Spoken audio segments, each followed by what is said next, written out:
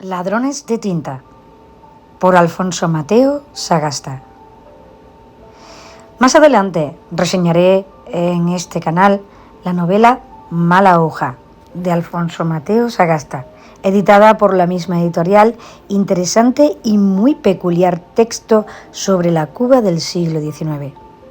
Además, desde la perspectiva esclavista. En este caso,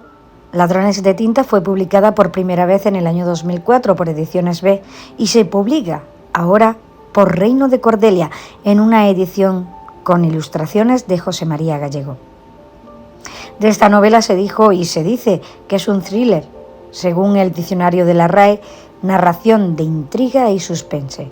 Pero la verdad es que tal definición puede desorientar al lector común, ya que el libro, que en esta edición ocupa 107 capítulos desarrollados en 637 páginas, va mucho más allá de esa, entre comillas, intriga y suspense, propios del género llamado policíaco. La existencia de un enigma y el proceso para desvelarlo están en la literatura por lo menos desde la historia de Edipo, y Ladrones de tinta tiene como enigma uno de los sustanciales de nuestra historia literaria. Es decir, no estamos ante un thriller habitual, cuya gracia se encuentra simplemente en desentrañar con habilidad un misterio, sino ante una obra mucho más ambiciosa en todos los sentidos. Esquemáticamente, la trama responde al arquetipo de la narración de intriga y suspense. Pero creo que en el tema que la suscita hay numerosos matices que resultan notables si consideramos que el enigma, en este caso, es la autoría del llamado Quijote de Avellaneda. A mi juicio, hay que tener un sólido y riguroso conocimiento de la época y de los personajes actuales para entreverse a afrontar la literatura y escritura de un texto como este. Y es que el autor no se conforma con presentarnos simplemente los más directos aspectos argumentales, sino que nos sumerge con asombrosa destreza en esta época.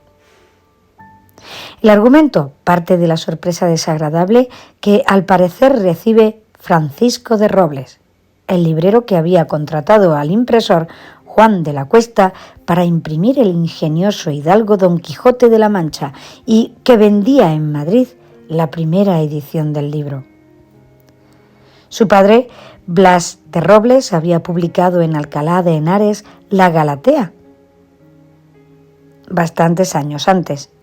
Cuando se entera 10 años después que la publicación de la primera parte de que un tal Alfonso Fernández de Avellaneda ha publicado en Tarragona la segunda parte de las aventuras quijotescas.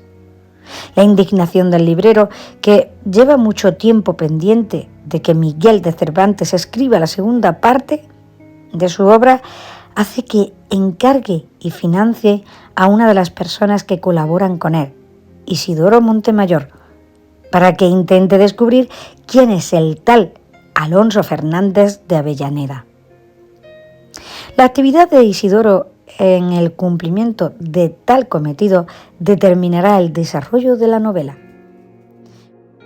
Pero el autor no se conforma con presentarnos simplemente los más directos aspectos argumentales, sino que nos sumerge con asombrosa destreza en la época, tiempo, comportamientos personales en lo moral y en lo social, espacios de la vida de las diferentes clases, se irán desplegando ante la experiencia lectora con gustosa veracidad. Para empezar, Isidoro Montemayor, supuesto hidalgo sin recursos económicos familiares, que está intentando conseguir el dinero suficiente para justificar documentalmente su noble condición, además de corregir las pruebas de imprenta de las obras que Francisco de Robles edita y vende, colabora con él en los juegos de un garito clandestino, como la mayoría de los juegos que existen en aquella época, propiedad del librero, y también se dedica a escribir gacetillas informativas, precedentes de la actual prensa, de lo que, al parecer, fue un modelo Andrés de Almansa, también citado en este libro. El mundo de los naipes, al no poder pagar la cantidad pactada en el juego, un ganador está a punto de cortarle los testículos al siervo del derrotado. Del juego de trucos, billar, de las casas de conversación, de la prostitución que ejerce una adolescente llamada Rosita, por ejemplo, de tabernas. Se entrelaza con el de las llamadas academias en las que los escritores reunidos se dedican a hablar mal de los ausentes, de las barberías y la pintoresca cura de almorranas del protagonista con un fraile boticano que se alterna con las noticias sobre la restauración de virgos. La llamada entrega voluntaria del virgo había que matizarla documentalmente o con la existencia de sesiones teatrales, como La verdad sospechosa, y hasta las fiestas de la sociedad aristocrática. Para familiarizarnos con la época, hasta se nos relatará el misterioso mensaje emitido por una cabeza parlante. Por otra parte, las condiciones higiénicas de ese Madrid amuladar, del que en otra ocasión he hablado en este mismo canal, es precisamente con Felipe VI cuando comenzarán a cambiar, en el siglo XVII y particularmente en los años en que transcurren las aventuras de Isidoro Montemayor. Se viven los tiempos del «agua va», entre comillas, grito que se admite y se emite desde los balcones antes de arrojar a la calle cualquier suciedad. La inmensa basura, incluso fecal, la recogen 132 carros llamados podridos y gente con escobones que la va amontonando, como comentaba al hablar del libro citado. Y ese espacio apestoso constituye una atmósfera poderosa en la novela de Mateo Sagasta, elaborada con certeza y esmero. Por ejemplo, los médicos reprochan a los ciudadanos que retiren de los espacios públicos los cadáveres de animales, pues existe la idea científica de que los efluvios de la putrefacción son beneficiosos, ya que el aire tan fino de Madrid puede ser perjudicial para la salud. Y la gente orina en la calle o desde los balcones con toda naturalidad. Al hilo de la búsqueda de Alonso Fernández de Avellaneda por parte del hidalgo investigador, entraremos en los ámbitos peculiares de Miguel de Cervantes. En esa atmósfera cuidadosamente construida, matizada por cierto sarcasmo, no es raro que la deriva de la investigación de Isidoro Montemayor pueda a veces detenerse, pero a un buen lector el interés de lo que el narrador cuenta le permite dar un reposo a la intriga del caso Avellaneda y conocer mejor la sociedad del momento, los intentos de los autores por conseguir el apoyo de los poderosos, el mundo de manipulaciones de todo tipo que marcaba la época, la pintoresca, la delincuencia callejera capaz de asaltar a cualquier transeúnte para robarle, los aspectos más sórdidos de una sociedad tan desigual como hipócrita. Al hilo de la búsqueda de Alonso Fernández de Avellaneda por parte del hidalgo investigador, entraremos en los ámbitos particulares de Miguel de Cervantes,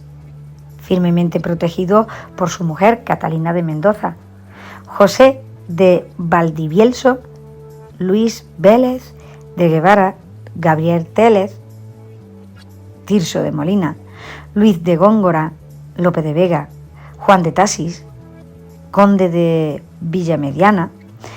Ruiz de Alarcón, Francisco de Quevedo, y asistiremos al descubrimiento por parte de Isidoro Montemayor de que el tal Alonso Fernández de Avellaneda es un apócrifo, y que al hilo de la construcción de su plagio quijotesco puede estar gente como Jerónimo, Ginés de Pasamonte, compañero de Cervantes en Fatigas Guerreras, o José Blanco de Paz, dominico que tuvo problemas con el manco sano en el cautiverio de Argel. Junto a estos personajes verdaderos de escritores, hay otros de la nobleza, como Pedro Téllez Girón, duque de Osuna y protector de Quevedo, y más que conoceremos a través de personajes ficticios tan interesantes como el de doña Micaela, condesa de Cameros. El caso es que los trabajos del investigador irán aclarando las cosas y tendrán como resultado un final brillante que, como es lógico, no voy a relatar.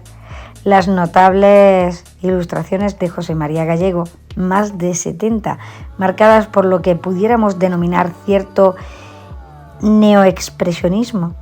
se ajusta muy bien al espíritu del libro, y entre las muchas que van reflejando los aspectos concretos de la trama, hay relevantes retratos caricaturescos de diversos escritores. En resumen, podríamos decir que es una magnífica edición de una novela excelente. Si deseas adquirir Ladrones de tinta, aquí abajo te dejo un enlace para Amazon.